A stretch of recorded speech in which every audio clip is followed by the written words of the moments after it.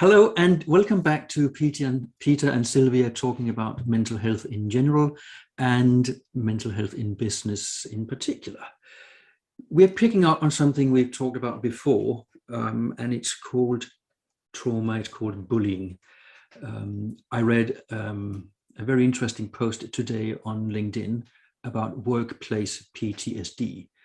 It was a lawyer in Australia who had been diagnosed with workplace PTSD, and that diagnosis came 6 months after she had left the job where she was bullied an awful lot, and she was shocked at that diagnosis because she thought she was over it.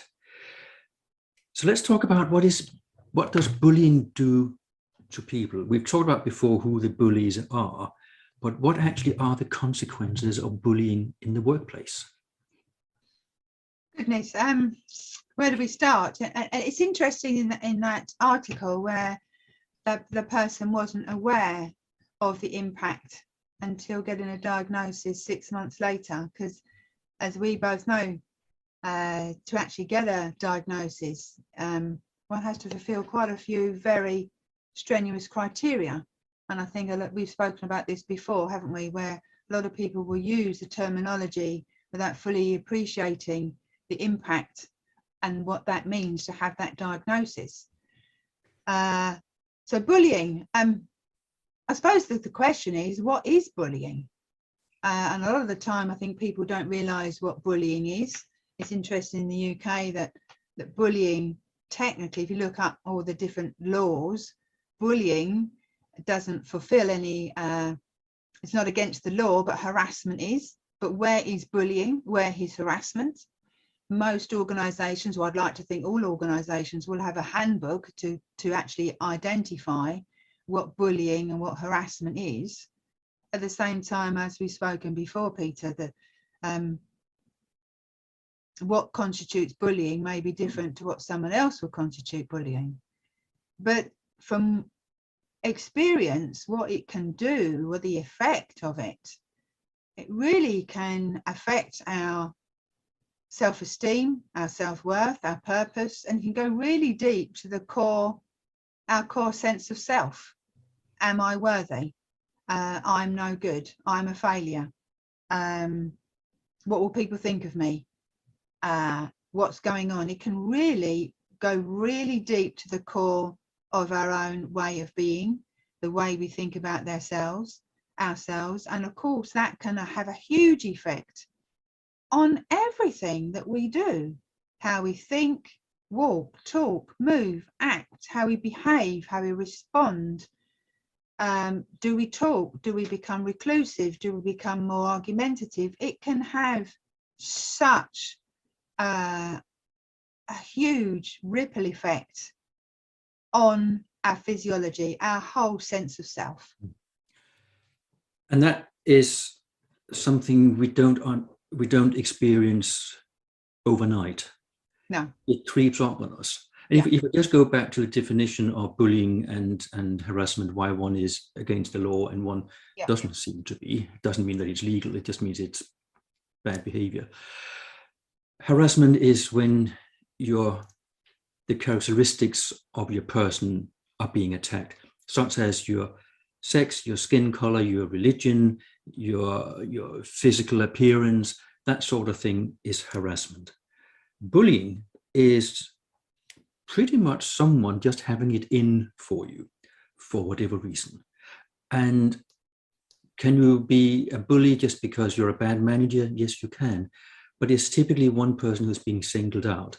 And then you can argue, well, everybody in the department or the company are individuals, so if they're all being singled out, it's all bullying. But by and large, there's bad behavior, and then there's someone who gets special bad treatment, and that's where the bullying comes in. And that does undermine your person, because when you hear the bad news often enough, you start to believe it, don't you?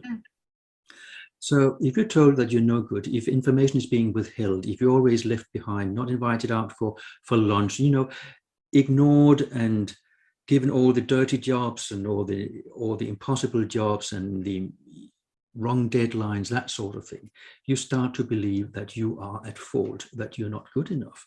And that, of course, will spill over into your private life. You may start to withdraw. You may start to doubt everything you do at home.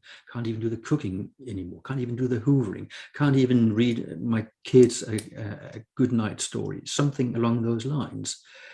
Simply because someone who is in charge of you at work, typically, or has some kind of power over you at work, because bullying can be amongst peers. It doesn't have to be top down. It can be bottom up as well, by the way. You know, you can be bullying your boss. It doesn't matter which direction it goes. It's something we shouldn't be doing, because it does erode another person's self-confidence. And then later, all of a sudden, that person realizes, I'm not behaving my usual self. I'm acting out of character, or other people tell me, Peter, what are you doing? Why did you say this? That's not normally you. And then we can start to put two and two together.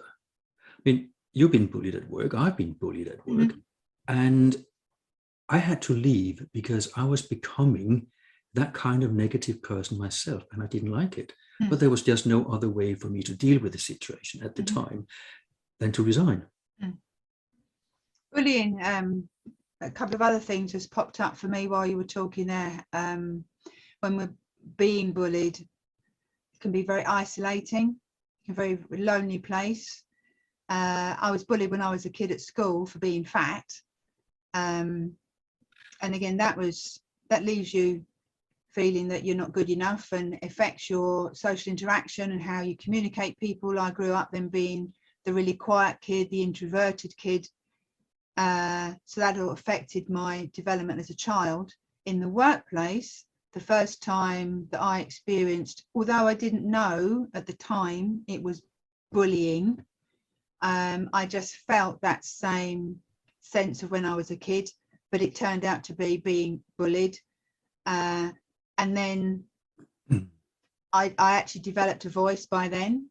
But what happens in my case, I then went to HR, followed the channels, and then HR said, well, you need, who's doing the bullying? And I explained, and they said, well, you need to speak to your line manager. But it was my line manager that was doing the bullying. And how did I know it was bullying? Because I was being treated very, very differently from the rest of the team. Very derogatory, performance reviews, little snidey comments that were said, often outside the earshot of other people, so it's their word against mine. And similar to you, I tried to persevere, but I ended up resigning and leaving and going elsewhere. Then later on, in a different company, I was bullied again. However, by that time, I was a very different person, and I did speak up, and I followed channels, and I got a very, very different result. But it's not easy to do that. It could have been very easy for me to go, that's it, I'm not doing this again. But again, because of my view of the world and my own way of being had changed, I was, some might say, smart and clever as how I managed that, and got a very, very different result. But it takes a lot of strength and courage to do that. It does, and I think we should be careful about thinking that bullying will always lead to something bad, because the person being bullied is in a place of their own anyway. They could be coming from a strong basis, or they could be coming from a basis where I'm already feeling I'm in victim mode. So every piece of bullying will end up with a different result. Yes. We shouldn't just take it for granted that you will end up with workplace PTSD. Yes, you can, because PTSD is a type of trauma that affects your person directly, whereas trauma is something that you have experienced that is traumatic, but it hasn't affected you as your own person. Seeing a serious car crash, for example, will not give you PTSD, but having been physically abused, for example, will give you PTSD.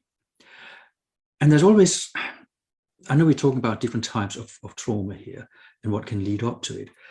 I'd just like to, just before we end this conversation, ask your views on the term called PTSI, which I came across at a trauma conference sort of pre-pandemic stuff, so it's a while ago now, that the psychiatrists in the American Armed Forces are now proposing that we should change PTSD to PTSI, which is post-traumatic stress injury. The reasoning being that disorder is for life, whereas injury is something you can recover from. Does that sound reasonable to you, that we should change the terminology, that because we can recover from PTSD? Softy. Yes, I would. That's an interesting angle. I think perhaps we could have both, potentially. The one that people, where it is a disorder that perhaps people don't, can't, won't recover from for whatever reason. But I also think PTSI is equally, because it is an injury and it is recoverable. So yes, I think there is merit in having in both, probably. Now, how one would categorize that, what criteria one would use, but on the basis that my belief, based on my experiences and working with other people, that we can have these things and we can recover. I would, yeah, I think there's a lot of merit in injury rather than disorder. I like it for pretty much the reasons you've just said, that if you get the right type of help, you can recover from it. Yes. There is evidence out there that people who have been in the armed forces, for example, who've been to theatres of war and have seen and done things that they shouldn't do, can recover from PTSD. But we should also remember that we don't talk about PTSD, or maybe PTSI, if that term catches on, until about sort of 2 months-ish have passed. Just like we don't talk about depression until it's been persisting for about 2 weeks. So again, it's not something that happens overnight. It's not something you can self-diagnose by going on YouTube or TikTok. Say, that's me. It has, like this person's story I saw today on LinkedIn. It has to persist for a while, and then you say, this is not right. I'm going to get help. And then you can have a conversation with that trained professional and figure out what's going on. So bullying can lead to trauma, can lead to workplace PTSD, depending on what type of bullying you've been exposed to. But I would say it doesn't have to. It doesn't follow like night and day that will happen, but it is possible. Yeah, I'd agree with you there, that it's not a given. No. That one leads to the next, leads to the next, leads to the next.